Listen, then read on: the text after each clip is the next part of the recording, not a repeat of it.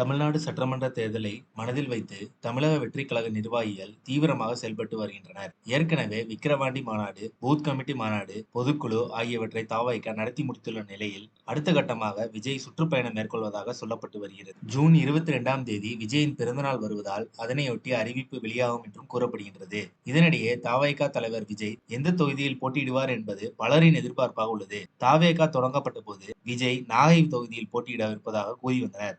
இந்த நிலையில் இன்று மதுரை மேற்கு தொகுதியில் விஜய் போட்டியிட்டு 1,00,000 வாக்குகள் வித்தியாசத்தில் வெற்றி பெறுவார் என்று தாவேகா நிர்வாகிகள் சார்பாக போஸ்டர் ஒட்டப்பட்டது.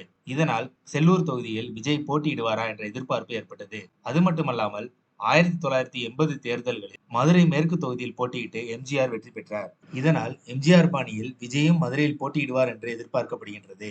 அதேபோல் அதிமுகவின் கோட்டையான மதுரை மேற்கு தொகுதியில் செல்லூர் ராஜுவை எதிர்த்து விஜய் நிற்பாரா என்ற எதிர்பார்ப்பும் ஏற்பட்டுள்ளது.